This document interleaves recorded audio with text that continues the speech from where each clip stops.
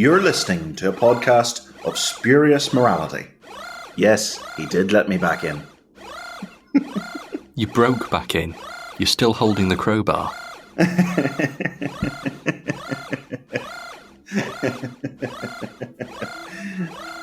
There's alarms going off.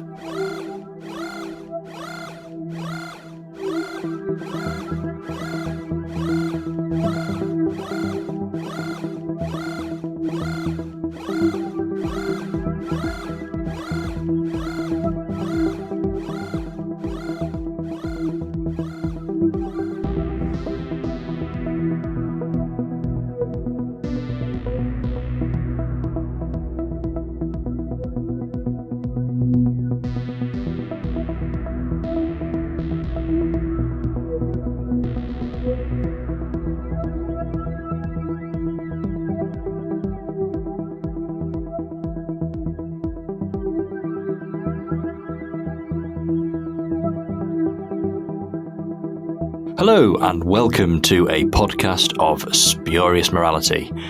I'm Johnston, and with me this week for the first time in absolutely flipping ages is Connor. Hello, Connor. Hello.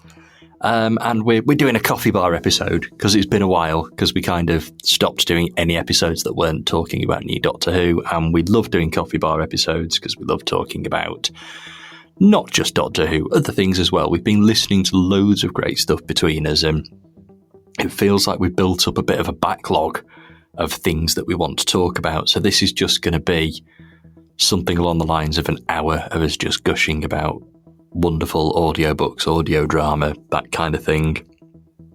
And various other things too, because we're going to talk a little bit about Doctor Who Series 2, because we've not heard you talk about it yet, Connor. And, well, it may be the listeners at home don't hear you talk about it at all, as I have to apply so many censorship beeps.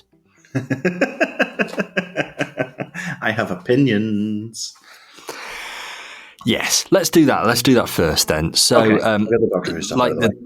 Our wonderful listeners have heard me talk about the new series in its entirety. I was there for every episode on this podcast, so we've broken it down episode by episode. We've gone through everything. The dust has settled. It's been a few weeks now, and I still sort of have thoughts and feelings that have processed. I still think it was a great series overall. I really, really do. But I think those last two episodes have soured the whole thing a little bit for me. They weren't necessarily bad. I think they were just sort of thrown together in not the way that was intended, and it all went a bit wrong. And I think it'd have been quite good if we'd have got what we were supposed to have, but you know, it happens. It's not the first time Doctor Who has been disrupted by whatever's going on behind the scenes, so here we are. I enjoyed most of the series, even if the finale two-parter kind of didn't quite work for me. I think that's its biggest problem, really, isn't it? Like, it was such a good run, and I was really, really into it. Certainly more than I was last year. But like that little run between Lux and the Interstellar Song Contest, it's the best little, it's the best little chunk of Doctor Who that we've had for a couple of years. The likes of The Well, I thought it was fantastic. It was just a proper old school Doctor Who story. Couple of nice surprises in it, and I really, really enjoyed it. I think Ncuti Gatwa got his best scene. Actually, I definitely think he was always very good, but a big improvement from him even over his performance last year. Like, I think one of my favourite scenes from him is him confronting Conrad in the TARDIS at the end of Lucky Day. Now, obviously, more came after that with Conrad, but at the time I sort of thought that's a really, really good. There's a bit more steel. There was a bit more steel in the Doctor this year, which I liked, between him standing up to Conrad and it definitely went too far in the Interstellar Song Contest, with him confronting the people who sort of. It was the guy. I have forgotten their names, unfortunately, but it was the guy in the control room who took over the station. It was the bit where he was talking to him over the video link, And it's like, you've put ice in my hearts. And I'd like, we haven't seen that side of this Doctor before. And it's really, really good. Shooty's fantastic at it. Ultimately did go far too far. I did not enjoy the Doctor turning into a torturer effectively towards the end of that one. But overall, really, really good run of stories. And then you get to the finale. And Wishworld, they said on release, was a little bit of a stinker. It completely mishandled the whole alternate reality thing for me, in that the Doctor and Belinda are both so passive. And Ruby gets to be the one who's doing all the questioning, but Ruby's not a main character anymore. And the two stars of the series are completely sidelined for nearly the whole episode. Archie Punjabi was great as the Rani. I'm still disappointed that Mrs. Flood, or what I was and remain very disappointed that Mrs. Flood was sidelined by her, but Archie Punjabi herself was a really fantastic Rani. Reality War, I actually enjoyed, but I don't think that should be confused for it being good. I had fun with it in a sort of, Wishworld has put my expectations in the ground, and I'm just going to sit back and have fun with whatever rubbish this is. And I did, in fairness, and it was helped massively by the keys being jangled in my face in the form of Jodie Whittaker turning up again, because that little scene between her and Shooty was fantastic. Really, really flipping good to see Jodie Whittaker again. And I did not actually realise how much I missed her until she appeared, and we got to see her running around that new TARDIS set. And she looked right at home on it. I enjoyed the wee detail of her being able to better program the TARDIS to do what Shooty's Doctor wanted it to do than he could himself, because she was more of an engineer.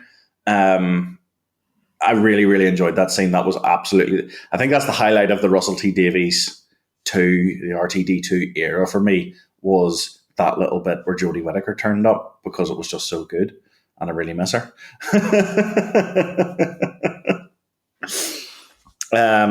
And then you get to the very end, and the regeneration happens, and it's like, if Billy, see, this is the thing, Billy Piper, if she hadn't been a companion, if she hadn't been Rose Tyler, she would absolutely be on your list to play the Doctor.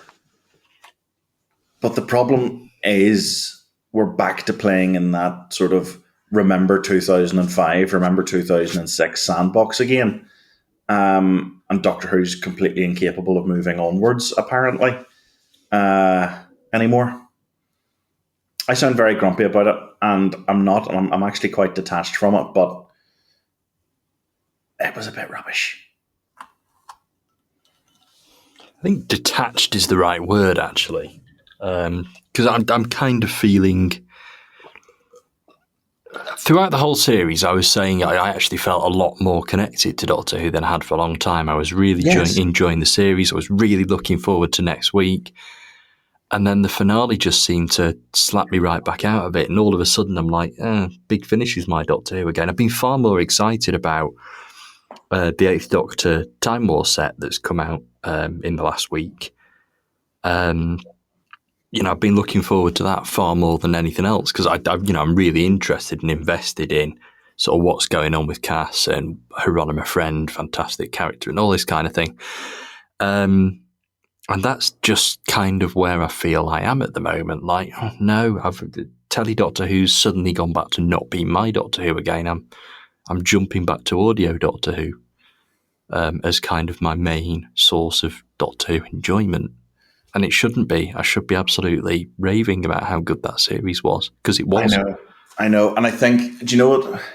Because it's all been so connected, I feel like the finale being as disappointing as it was sort of reflects back over Shooty's era as such, because he really went out in such a damp squib. And I think everyone at this point has heard the behind the scenes gossip and rumours about him leaving early and the finale being reshot to accommodate a regeneration scene that wasn't planned, and it all being done very last minute. I think it's a real shame for him that his story ended this way. But it does reflect badly on the whole era, because I think it's very, very clear on screen, in a way that it shouldn't be, just how much the wheels came off this era. I think they were really hamstrung the minute Millie Gibson stepped back. And I actually don't like speculation on why that was, because none of us talking about it on the outside were there. We don't know what went on behind the scenes. Clearly it wasn't an unhappy split because she came back to do season 2. If she wasn't happy, I'm quite certain she wouldn't have come back after she left in season 1. But it's clear that not everything was perfect, otherwise she would have stayed on. And again, I don't like speculation on the reasons behind that, but I think it is very clear that the minute that she did step back, or it was agreed that she would step back and not be a lead character anymore, that they were very hamstrung with their plans for season 2. I think Varada Sethu and Belinda were very hard done by in the end. She was completely wasted. If I'm being honest, I don't think they made nearly as good a use of the character and the actress as they could have done. And it sounds like she was brought on very last minute. I think she got the script for The Robot Revolution about a fortnight before recording started, if I remember rightly.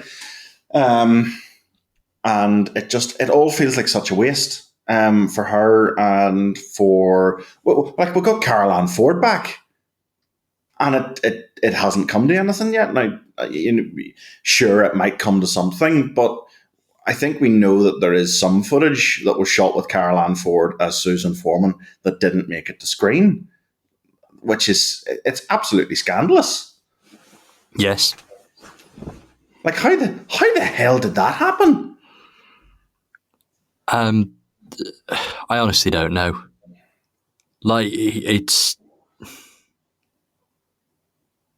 Obviously, we don't know what's going on with this Disney deal. What we do know is that there was an agreement for a certain episode count, and so many of those episodes have been assigned to the war between the land and sea. Yes. While I'm all for Doctor Who spin-off series, we should have Doctor Who spin-off series. I'll never forget how good it was when we had Doctor Who and Torchwood and Sarah Jane all at the same time. It was amazing. But if there was any indication whatsoever that this was the episode count, could we just have made it all Doctor Who? Could we have actually signed Ncuti up for 3 seasons, shot them all back to back if necessary, and just had 3 seasons of Doctor Who that gave his Doctor the arc that was so obviously being set up in those last few episodes? It really felt as though the character was starting to go somewhere. And like you say, there was Susan and all these other things. It's also scandalous that Ruby never got a proper goodbye with this Doctor. He literally just goes, "See ya," and walks into the TARDIS while she's stood with 15 other people. And she's not in the war between the land and the sea, is she? I don't believe so. Not as far as we know.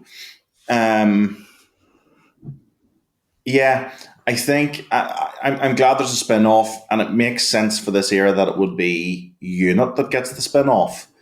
But again, this hasn't come from anything. You look back at Torchwood and the Sarah Jane Adventures, and those were proper spin-offs in that Sarah Jane Smith was in the main show with K9. She got a spin-off. Captain Jack was in the main series. Torchwood was in the main series. That got a spin-off. This feels slightly more akin to Class, where it was sort of bolted on to Doctor Who from the outside and made to fit in with the continuity of Doctor Who, I think. Rather than being like an organically spun off, this is a popular part of the main show, let's give it its own thing. I think it's a sort of weird halfway house between the war, with the war between the land and sea, where this is going to be about Unit, but Kate Stewart's not a main character. The Sea Devils haven't been in the main show for, not well around the Jodie Whittaker era, but it was one I'd episode. say it's only a few years. This has nothing to do with it. No. It's a complete redesign. It's its own thing. I think it does have links to Torchwood by the looks of it, because there's at least one Torchwood character coming back in it. One of the generals from Children of Earth is in it. Colin McFarlane is back playing the same character from Torchwood. So I think that's cool. And I'm absolutely going to watch it. Don't get me wrong. But I think it's really strange that we're sitting here currently with no idea of what's going to happen to the show. Now, obviously the Disney deal hasn't worked out in the end, and that's being peddled back on now. By the looks of it, I have heard rumors that there's other streamers, being talked to, and I won't get into spoilers and speculation, because I never know if these things are true or not. I've said it's stuff that's out on social media, but it sounds like there's a version of Doctor Who that whatever this new potential partner is that they want to make, and then there's the version that the BBC and Bad Wolf want to keep making. And I actually prefer the sound of the streamers version, and I would be quite happy if that got made instead.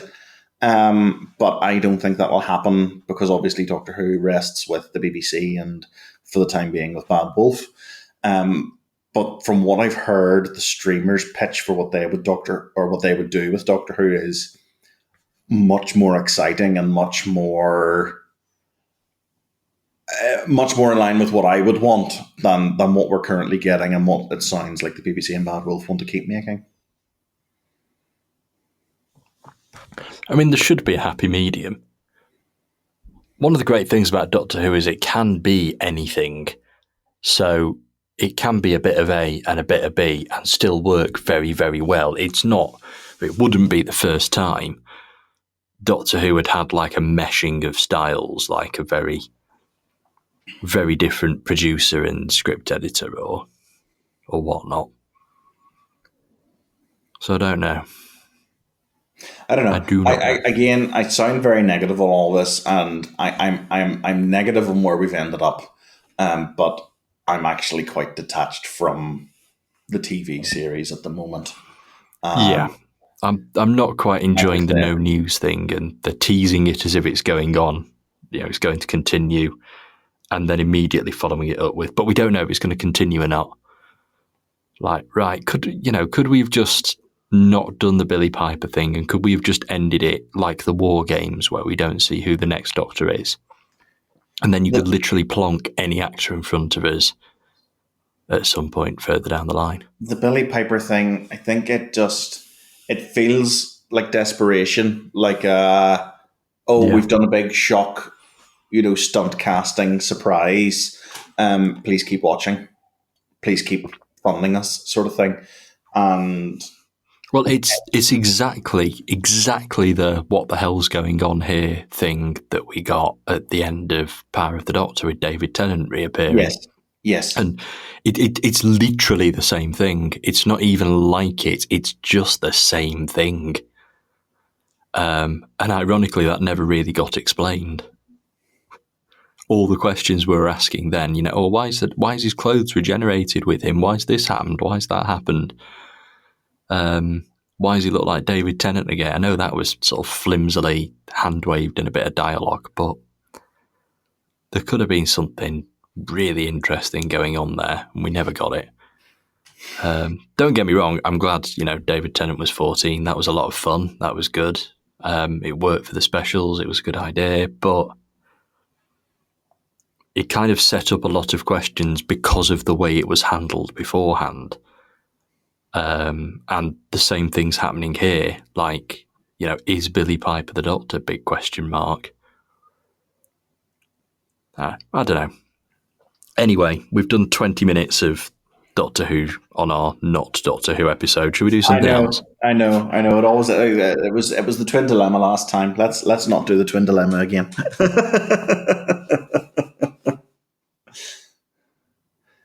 So they could just remake The Twin Dilemma with Billy Piper.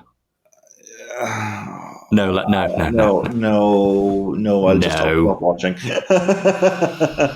Shall we talk about Connor, our favourite series? The whole point of this episode is that we're going to talk about things that aren't Doctor Who, that we have been listening to, watching, reading, whatever. I know we've both, sort of separately actually, been listening to a series that I have mentioned on one of these Coffee Bar episodes before. But you've started it, and I think you've actually overtaken me with it now, because I do it as kind of one every few months, and you seem to be quite on board with it. But that's the Charles Paris Mysteries. Yes. Do we need to explain what the Charles Paris Mysteries are? Because Bill Nye plays an actor, middle-aged, drinks a bit too much, solves murders. There we go, done. That's it. That's the whole series. Do you know what I like? The reason I like it so much is that it can entirely replace Doctor Who for me. Like, I listen to Big Finish, I tend to have a 4-parter on the go at any one time, and I listen to an episode a day. It's the same format with Charles Paris. You get, a 2-hour serial split into 4 parts, 30-minute episodes. I love that. I really love that style. And this just perfectly, whenever I need a break from Big Finish, I can put Charles Paris on for a little run and listen to him, and it's really, really good, really satisfying. Great character as well, and Bill Nye is just wonderful. There were rumours that Bill Nye was going to be the Doctor once. I'd have been all over that. That'd have been great. But no, he's absolutely great as Charles Paris, who sort of just kind of drinks and acts cynical and ends up solving the murder. Almost by accident in some cases, but it's more he can't resist. He can't help himself but get involved. That's the thing as well. Like, he knows he's only an amateur. He's not even an amateur sleuth. He's just a guy who happens to get involved with these cases as they happen around him. And he can't resist just being nosy and trying to solve it, while the police are fumbling around in the background. Yeah, they're an awful lot of fun, and they're definitely sort of based in comedy. They're not out-and-out comedies, but there's a very sort of solid and consistent humour all the way through that works really well. Like, it's not your usual tone for a amateur sleuthy type adventure. A lot of them are whimsy, but not many of them are actually funny, and I think that's what sets this apart. There are some genuinely funny moments. There's there's quite a dry, dark humour to it at times, and sort of a lot of it comes out in this sort of very understated, witty back and forth between him and Morris, or him and Frances, his wife, who are the only other two sort of main characters who appear every episode without fail. So I think it comes out there. Like, it's not out and out comedy, but it's just that little bit of dry wit between those, Charles and his wife and Charles and his agent. And it's really funny. It reminds me a lot. I constantly compare the series as a whole. It's very like New Tricks. It's that sort of style, that sort of humor. And it's very, very easy to listen to. Yeah, it's not something you have to concentrate sort of too heavily on. It's more than background listening. Like, you want to listen to it, but it's definitely not something you need to listen to over and over again to get it to make sense, as is the case with a fair amount of audio Doctor Who. Yes, absolutely. Do you have a favourite? See, this is the thing. I can remember the stories, but I can never place them with the titles. I remember, like, the vampire film one where he's playing a vampire in a film, or I remember the one where he's a detective in a series, or there's quite a lot of Shakespeare. They seem to come back to Shakespeare and plays quite a fair bit from what I've heard. I haven't heard them all, but I've heard the first 2 collections now, and it seems to have, like, You occasionally get him doing a film or a series, but it's mostly on stage. Yes. What I can tell. So I'm now listening to them in order, and I think I'm at roughly the same place as you are. But I still think my favourite's actually the first one that I listened to, which is A Reconstructed Corpse, where he's taking part in a sort of Crime Watch reconstruction style thing, and somebody Yes, gets murdered on that. That was an awful lot of fun. Some great humour, and one of the episodes ends, and it's some of the most brilliant sort of directed audio drama I've heard, where he kind of discovers a body and he walks into a room, and the person in the room who's dead was listening to Pink Floyd's Great Gig in the Sky. So you've got that on in the background, and you've just got sort of Charles narrating what he sees as he walks in and as he discovers this body, and it's just so fantastically put together. In fact, one of the real strengths of it is its use of real sort of 60s, 70s rock music. There's not much, if anything at all, actually, in the way of original soundtrack. It's all it is. It's all. It's all archival very music. recognizable music as well. Yeah. Oh, There's a yeah, lot it's of stuff, it's Pink Floyd's, Rolling Stones, Kinks, and the all Kinks that turn sort up a of thing. lot. 20th Century Boy made a couple of appearances in the last couple I was listening to, and I like that those songs have survived the transfer, because I'm not listening to these on the radio. I'm listening to them on. There's a collection that they've been sorted into collections now on Spotify, and that's the version I'm listening to. But the songs are still there. Like, they've kept the music when it probably would have been quite easy to replace that for the commercial release, versus the one on the radio. So I like that that has survived the transfer from radio to CD and download as well. Yeah, I think it's sort of an integral part of it. I really don't think it would work half as well without these absolutely fantastic musical choices. And yeah, it really does sort of enhance the whole thing. I bet it's sort of a copyright minefield to release it outside of the radio, but like you say, it's worth the fact that they've gone to the effort to make that happen. Yes. So you talked about A Reconstructed Corpse. It was in my head as well, because that very same cliffhanger is one of the very few parts of the series that actually genuinely manages to shock you. Yes. Because that's the one. That's all. That's the same cliffhanger. He finds the body in the bathroom, and then he comes out and goes into the kitchen, and he finds the head in the fridge. And it's not the head of the person you're expecting. It's actually the head of the prime suspect in the murder he's investigating. So there's the main victim, and he thinks it's this other guy. He thinks it's the retired private detective, I think, and it's his head he finds in the fridge. And oh my god, my jaw. It's the one time I think the series has managed to actually shock me. It was really, really effective. I think it's very deliberately a very predictable series, but it does that so it can occasionally do exactly what you've just described. It can throw something at you that's genuinely not predictable, and it's genuinely quite surprising. And it does sort of have a slightly bigger impact as a result. Yes. So I think the first one I heard it's in the third collection, actually. I'm going to look up the title of it now. It was A Doubtful Death, which is set in Oxford. And it's quite funny because there's loads of wee recommendations, there's loads of wee sort of references to what's going on at the current time. They've been recording these for years. Yeah. So the references, you can tell when an episode was recorded just by the references it makes. Like, there's a string of them must have been made 2008, 2009, 2010, because it felt like every episode for a wee while there was talk of, the financial crisis sort of thing.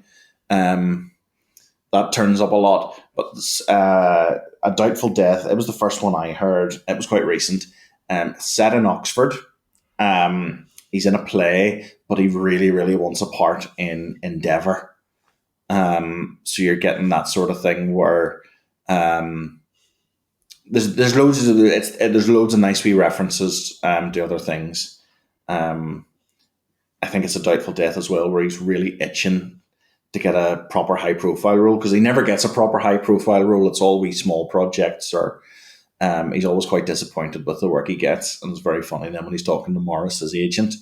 But Morris has a habit of giving him like one word hints. Like there's one where he talks about the Woody project. And you're meant to think it's like a big Hollywood thing, and then it turns out it's actually he's talking about him playing Woody in a Bay City Rollers play or documentary or something like that. There's one where he talks about, Morris tells him, he says, "I've got you a new job," and it's Potter, and he thinks he's going to be Charles thinks he's going to be in Harry Potter, and it turns out it's like, I can't remember, it's like a Dennis Potter play or something like that, but it's nowhere near the profile that Morris has been leading them on to think it is. I think Morris is my favourite character. I always get quite happy when I hear his little ringtone playing on Charles's phone. Absolutely fantastic character. Yeah, just sort of constantly setting him up to fail, and somehow they all come out of it quite well. And I imagine actually a fairly accurate portrayal of a theatrical agent as well. Yes, I wouldn't be surprised. I actually really enjoy The Dead Side of the Mic as well, which is the one where he gets into the BBC's radio drama rep department for a little bit, and he's doing all these plays. I quite like that because it feels a bit meta that you're listening to a radio play and the actor is working for the same department that made the radio play. I think that's quite good. But there's a couple of really fun wee cameos in there where Charlotte Green turns up playing herself. And I think there's a couple of other BBC people, voicing themselves in the background, that sort of thing. So I really enjoyed it. It was a bit of a standout because, like, as I say, it's usually Charles in a play on stage. Sometimes you get a TV series, sometimes you get a film. This felt a wee bit out of the ordinary, where he was doing a wee stint in the BBC's radio drama department. Yeah, I think they had a lot of fun making that one. You get the impression. These are all based on books as well, and I've never read any of the books. Have you at all? Or? I haven't, and no. This is the thing. I work in a bookshop. I've gone looking for them, but I don't know whether. I think the books are still being released. Actually, I think it's still an ongoing series. But I think the earlier ones have possibly gone out of print. I keep meaning to track some of them down. I don't know. I get the impression that they're quite different from the radio series. Yeah. Because I think they're a little more serious. I don't think the humour's there just as much. You certainly don't have Bill Nye, and Bill Nye it's almost a vehicle for him. Like, I think a lot of what we like about Charles comes from him rather than comes from the character. He certainly makes... Charles on paper shouldn't be a very likeable character, but Bill Nye makes him so, I think. I think that's fair to say. But I must try and track down. He's not am I right in saying he's not the first person to play Charles Paris? Because I think these books were published in the 1980s, or the first ones were coming out in the 1980s. And I think there was 2 or 3 done with a different actor playing Charles back at the start. I think you might be right. I believe that in its sort of current incarnation, the first one was done as a live recording at something like Edinburgh Fringe or something like that. Okay. I can't remember, and I did read about this a while ago. So the first one was done as a live recording with Bill Nye, as far as I can remember. And then it kind of got picked up as a radio series after that. And I think the one that they recorded live has actually been redone, because when it was done originally, the whole thing was half an hour long, and it's been redone in the 4-part format that the rest of them are. I've but I couldn't tell you which. just looked up here actually. So the first two were made in 1984 and 1985. The first one was Cast in Order Disappearance, and the second was So Much Blood. And Francis Matthews played the lead in that one. Francis Matthews, I knew I recognised him actually. He was the voice of Captain Scarlet in the original series, and he also played Paul Temple on TV. And that would be another big BBC radio series as well, the Paul Temple Mysteries. So that's quite cool. I didn't realise that was him. I must track those down as well because I quite like Captain Scarlet. Bill Nye's first one was, you're quite right, recorded on location at the Edinburgh Fringe setting, and it was done in 1999. Well, there we go. And which one was it? It was a remake of So Much Blood. Yes. And then, so I didn't realize it was the first one, actually. The first one I heard was a series of murders, and it seems to have been the first of like the series. So they made So Much Blood with Bill Nye, by the looks of it, like as one-off at the Edinburgh Fringe. And then when it became not a series as such, but it was a different author adapted it, Jeremy Front, the first one he did. He has done them all, I think, since this. The first one he did was a series of murders, and that was when it became like a recurring thing then. And it's one of these that they do like once a year, once every couple of years. They'll just occasionally, so. I didn't realise there was one on in February and I missed it on the radio. I think it's been released now as a download. Yeah, I've got it subscribed on BBC Sounds, so it does pop up whenever there's something new, but that doesn't necessarily mean I've caught the new one. I know for a fact I haven't. But it's a lot of fun. It's worth listening to. The only thing I will say is, and I think this is something we both found, they can get a little bit samey if you try to binge them. This is not a bingeable series. There's a reason the BBC are doing one a year. There's a reason we get 4 episodes a year or thereabouts. Because if you do them all at the same time, you start to feel deja vu very quickly. There's 2 in the second collection where he bumps into an old friend and his old friend turns out to be the suspect. And they're one after the other, and you're like, this is very samey. I did think the second collection I didn't struggle with as much in that regard, but I don't know whether that's any difference in the stories or whether that's because I was a bit more prepared going into them for them to be so samey. So I think you probably have the right way of listening just once every now and then. But you're right, they're very similar. It's one of those things that just kind of plugs a gap in my listening. So they're very useful. For example, say I know there's a new Big Finish coming out the next day and I've just finished what I was listening to before, so I need something to tide me over until the new release. It's an easy sort of hour and a half, 2 hours, isn't it? That kind of thing. Yes. So it just kind of, it just fills, when I've got nothing else to listen to or when I'm expecting something else, it's the perfect thing to just throw on and have a bit of fun with. I do have another sort of thing that kind of serves that purpose as well, and this is a podcast I've been listening to. Has finished now, drama podcast.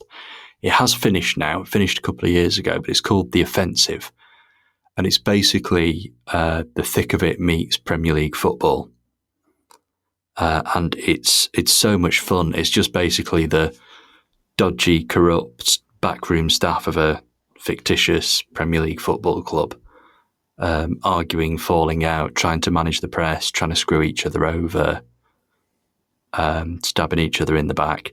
It's genuinely funny, and it's not particularly subtle with the thick of it link. Like there's an enforcer type character with a thick Scottish accent who swears all the time. They're not even trying to pretend he's not football's Malcolm Tucker. But as a huge fan of the thick of it, this series really works, and there's a good couple of 100 episodes. It had 5 series, and basically each episode is another week in the Premier League calendar. So, like commentaries on fictitious matches and all that kind of thing are a fairly big part of it. Really, really funny stuff, though. Really enjoyable. Some genuine laugh out loud moments and sort of the creative, sweary wordplay that you got in the thick of it's all there as well. So it's not a subtle rip-off, but it's a very good one. I have also been trying to sort of build more variance into my listening. So it was just solely Big Finish and almost entirely Doctor Who for a long time, but I've been trying to branch out a little bit recently. There's a lot of good stuff on Radio 4's just drama on 4, like one-off plays. There's been some really good ones in there. There was one about Helene Hanff that I heard recently, and Helene Hanff is sort of the bookworm's bookworm. She was the author of 84 Charing Cross Road, which is it's a collection of letters between her and a bookshop owner in London. She lived in New York, and she wrote to an antiquarian bookshop in London to try and source some old secondhand out of print books. And they had a 20-year friendship. They never met in person because Frank, the bookseller, sadly died before she was able to get to England. But the play I heard was sort of the story of her life. She was a writer. She wanted to write a play for Broadway, and I don't think she ever managed it. But she did end up, she was one of the earliest television writers in the United States, while TV was still very prominently made in New York, sort of before it moved out to Los Angeles and the other, the West Coast.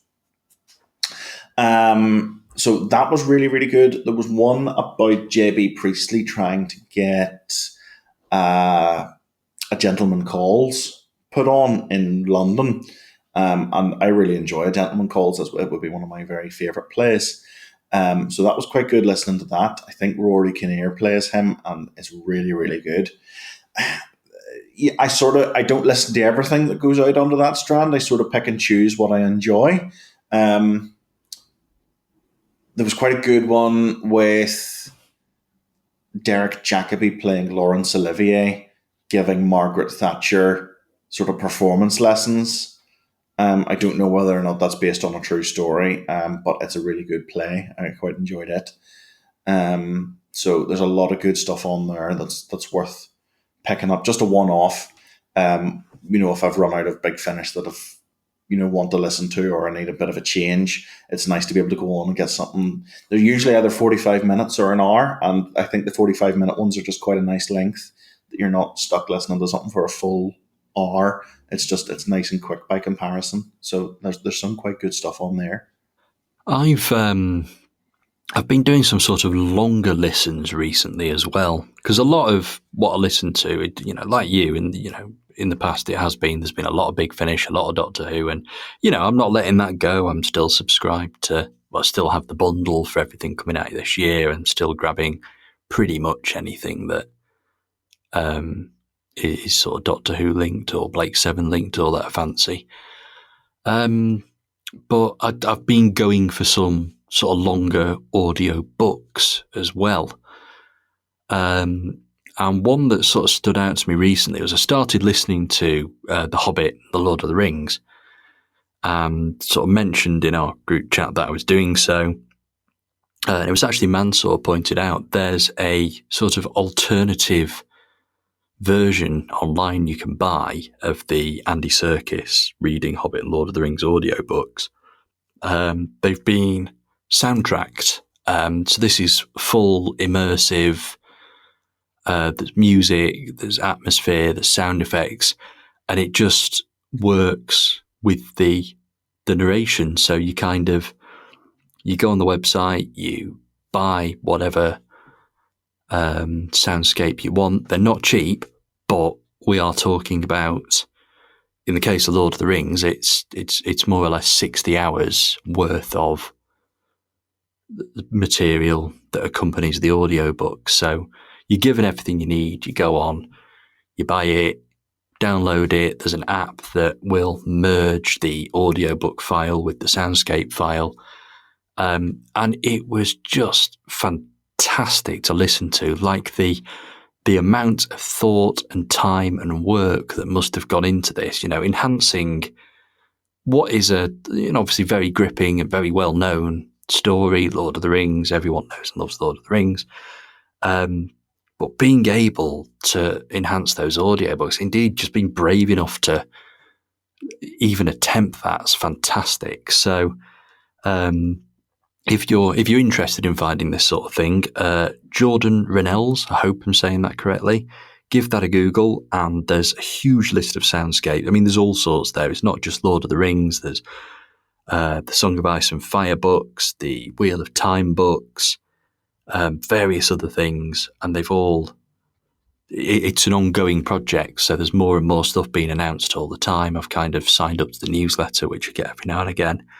And I am going to get more of these, and I'm going to listen to more audiobooks with these. Like, I definitely think I'm due a go at Song and Ice and Fire. I read them all when Game of Thrones very first started as a series, but I think that's an audiobook project I'd like to do at some point, and I definitely think it would be worth doing this soundscape version. So absolutely fantastic work. Like, I really, really can't begin to even start to sing the praises of this thing in a way that does it justice, because, like I say, it's almost beyond my comprehension how somebody has managed to produce something so good and so engaging and 60 hours long to accompany a reading of a book. It's just utterly brilliant. I recently tried to read The Hobbit, and I didn't get very far in, unfortunately. I wasn't doing it as audio. I was doing a paperback. And there was something I couldn't quite manage to get into. It was a group of friends and I have been doing a wee book club, and that was our first one. We're going to do The Midnight Library by Matt Haig next. But I really like the sound of that. As you said, it sounds like a momentous project. But the thought of, like, I struggle with audio books versus audio plays, because I think having one reader, I think it's very easy for me to tune out of, and stop paying attention. Whereas there's a bit more going on with a radio play that sort of holds my attention more easily. Not all the time, but usually. I really like the sound of that. It sounds very interesting. It sounds like it's a beautiful end product. With the music, and Andy Serkis, I'm sure, is a fantastic narrator. So I could see myself giving those a go at some point down the line. I mean, I know I've just sung the praise of this thing, but Andy Serkis as narrator, just excellent. Every single character comes to life. Like, you can listen to these on their own, and he is just such an engaging reader that actually you don't need the soundscape, but the soundscape just elevates it to a whole other level. And honestly, it's the standard that audiobooks should be made to, really, at this point. Audiobooks have become such a huge thing in the last few years, really, sort of the rise of Audible and Spotify getting stuck in with it, and various other things. It feels like audiobooks are much bigger and much more accessible than they've ever been. And I have so much listening time commuting to and from work and this kind of thing. I can get through quite a lot quite quickly. So taking on, something to listen to like that, it's just great. And it's just absolutely brilliant that people are finding ways of enhancing audiobooks and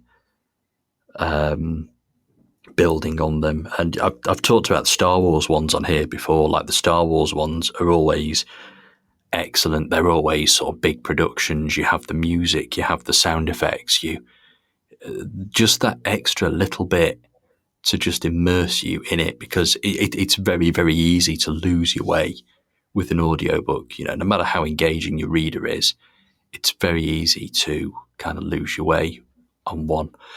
That being said, I've listened to a few Rebus novel audiobooks, so Ian Rankin books. I've listened to the first sort of, I've just started number 3. And they feels bad to call them bare bones, but you know what I mean. It's literally a narrator, James McPherson in this case, reading the book. But he does such a good job that, again, I'm hooked. I'm not struggling to keep up with it. I wonder what it is. Like, I've never been able to pinpoint it. Kind of, what is it about an audiobook reader that keeps me so engaged where others don't? I'm very curious because I don't think it's a performance thing. I don't think it's nothing to do with accents or anything like that. It's genuinely sort of interesting to consider what it is that holds my attention better than other stuff. Do you find the same thing, or is it just me being weird? So, in terms of audiobook narrators, when I'm doing an audiobook, I'll tend to listen to more non-fiction, and particularly biographies. And if I'm listening to a biography, I quite like, or I much prefer rather, if it's read by the author or the person who the biography is about, rather than somebody else. So the likes of that would be, I listen to Prince Harry's Spare, and he reads it himself, and it's much better for it. I've skimmed through the text. The paperback version, I don't think I would have enjoyed that nearly as much as if I had read it, or if someone else had read it, rather than me listening to it in his own voice. There's also I think it's Love from the Pink Palace. And oh my god, I've forgotten her name, but it's Russell T Davies' friend who sort of inspired a lot of It's a Sin. And she sort of went, after the series was such a success, she wrote her own memoirs and she reads it herself, and it's much better. She's not the perfect narrator. You can hear there's the very odd slip up now and then, and that's me pointing that out. Sounds like I'm detracting from the book, but it's actually a real feature because she's telling her own story, rather than somebody else speaking her words. It's a real virtue to that one. I've heard others where it's not the subject of the book, it's somebody else has read it, and they're nowhere near as good. So I think that's a big plus for non-fiction, whereas if someone has written their book, I like hearing it in their voice. In terms of fiction, I did... I think I've mentioned it on here before. It's C.J. Tudor's The Drift. It's very Stephen King. She would get compared to Stephen King quite a lot, and very deservedly so. Her book, The Drift, is told from 3 different points of view. So the audiobook has 3 different narrators who sort of voice the point of view characters in those 3 strands. And Richard Armitage voices one of them, and he's excellent. He's really, really good. My only complaint with that novel was that I'm pretty sure there was one character who is in all 3 strands, but you don't know it until near the end. And all 3 narrators gave him a different accent. So that didn't quite work out in that one. I'm pretty sure that was the case thinking back. I haven't heard it for a little while, but I remember thinking that at the time. It's just like, that's the same person. They should, at the very least, like, one plays him English, one plays him American. And it's things like that. So Richard Armitage was very good in that. I think it just comes down to, do you like the sound of this person's voice? Sometimes I really enjoy, from a Doctor Who point of view, Peter Purves would be my narrator of choice. I'm very, very happy to listen to Short Trips and Companion Chronicles where he's the narrator. Maureen O'Brien's excellent as well, but there's just something about Purves' voice that I can settle into and pay attention to in a way that I can't quite with some other narrators. I think he's excellent. So I don't know what it is. I think there's I think it just ultimately comes down to, does this person have the quality of voice that I enjoy listening to? And that can hold my attention then. Yeah, I think you've got an excellent point. Another thing I've been listening to recently is, I've started, and I am still very, very at the beginning really, but I've started listening to the audiobooks of the Doctor Who Target novelizations. Now, I really haven't read many of these at all. In total, I've probably read about 15 Targets, I think. And most of these were a long time ago. So it's essentially a whole new way of sort of experiencing Doctor Who. And I've only done 2 so far, and that's The Daleks, The Edge of Destruction, Unearthly Child's never been released. Apparently recorded, never released, conversation for another time. And both of them so far have been read by William Russell. Now, let's be honest, and I don't want to upset anybody here, The Daleks is overlong and really bloody slow in places. It drags, and that is absolutely reflected in the book. Edge of Destruction, it's also a bit boring. It's only 2 episodes long. It's only 15 minutes long, but it's 50 minutes long. But it can be a pretty boring 50 minutes. And going into Edge of Destruction, I did sort of think this kind of tests the often sort of said thing, which is William Russell could read the phone book and I'd still be entertained. Well, I think Edge of Destruction target novelisation is probably the closest we're ever going to get to that. And you know what? First of all, the novelisation did expand on the story. It did add a little bit more. There's some really interesting stuff about the TARDIS interior and so on in there that's not in the TV episode. There's definitely been some creative license taken with the adaptation. But William Russell reading it was absolutely brilliant. Like, what a narrator he was. And we're so lucky that we got actually quite a lot of stuff out of him while he was still with us. There's an awful lot of his stuff to listen to, so that's good. And yeah, he's a great narrator, fantastic narrator. But we knew that from Companion Chronicles and Short Trips and Early Adventures and other stuff at Big Finish. But yeah, kept me engaged. I haven't read it. I love target novels, and it's the whole sort of retro vibe to them that I love. They're these tiny little paperbacks, with gorgeous artwork on the covers. I just really like. I think they're neat. I would love. I haven't read it yet, but I don't know. Do you know what the gimmick with the Romans is?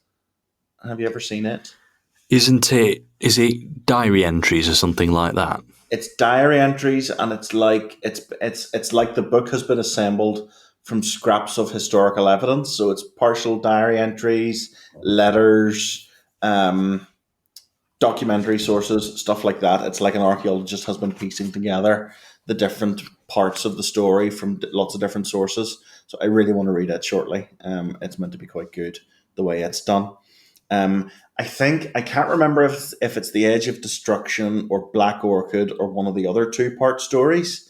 But there's at least one of them that has a higher word count than the Target edition of the War Games. And it might be The Edge of Destruction, I'm not sure, but the War Games has a lower page count and word count than one of the 2-part stories. Possible. Edge of Destruction was, I think it was still relatively short for a Target. So in terms of run times that I've looked at, it did clock in at sort of not long over 3 hours, I think. Whereas I've seen some are 4 or 5 hours. One that I have read, and I'm looking forward to getting to, although I'm a long way off, Sontaran Experiment, that sort of adds quite a bit to the story, gives Harry a lot more to do. It was adapted by Ian Marter. I was going to say it was one of his stories, wasn't it? He did Earthshock as well, I think. Apparently his Invasion is worth having a look at as well, although it's one that I've never read. But again, I'll get to it eventually. But again, this is just, I'm never going to sit down and plan to read them. It's just going to be, I've got nothing to listen to, let's do the next Target. And that's how I'm treating it. It's not a big marathon or anything like that. I'm quite proud. If I ever meet Christopher Eccleston, it'll have to be the Rose Target novel I get him to sign, because I've got Sylvester McCoy's signature in Survival, Paul McGann's in the TV movie, and I quite like the thought of having those 3 stories with 3 different Doctors sitting side by side on the shelf. Yeah, that sounds quite cool. It does sound good. There's new ones coming out. Actually, I love that they're still being, I love that they're still coming out. There's a set of 4 coming out this summer and a set of 3 in January or February. We don't know what the January, February ones are yet, but this year it's the first, no, it's not. It's the first 3 episodes of season 2 and Empire of Death, Legend of Ruby Sunday and Empire of Death from the last series. See, I'd like to think that we end up with, this may be something that, will be something that takes years and years and years, but I'd like to think we'd end up with a full set. Like, we've got every single classic story now in some way, shape or form. I kind of hope they go for bingo with post-2005 as well. I would hope so. They do seem to stick, where possible, to getting the original writer still to come in and do it, although I can't remember the last time that happened. I think it probably was Rogue, because I think the writers of Rogue did the Target version as well, which was quite cool. Yeah, I really like them, and I like the new covers as well. I think it was a shame that they lost Anthony Dry, because it was quite nice having his style. But whoever it is now doing the new versions, I think it reminds me of the Sylvester McCoy era covers, the style of art that they've got at the moment. So it's quite nice. And a lot of the cover art's absolutely fantastic. Very much has so. To be said. Like, having sort of assembled the collection now and got everything together on my server ready to listen to, I had a lot of fun sort of seeking out the artwork and applying all of that. And there's some really nice stuff there that I've never actually stopped and taken the time to look at before. Yeah, it was great stuff. Oh, we've circled back round to Doctor Who, so it's probably time to call it a day. My coffee's gone cold as well, because we're in the coffee bar, remember? Yeah, we are in the coffee bar. Yeah, we've actually had something to talk about this time. Normally we sort of ramble on about how you don't like coffee for 20 minutes, but we've had a lot of ground to cover. I've been sitting here with a pint of ice water because it is so unbearably warm at the moment. And it's empty, so I do need to go and get that refilled. Well, the warm bubble has burst here, and as we've been recording, it started throwing it down, and I'm slightly worried that I'm going to come to edit this episode and it's going to be very audible. Just before we started, I had the same rain shower, so it's moved from me to you in the space of this recording. Like a rubbish wet chuckle brother.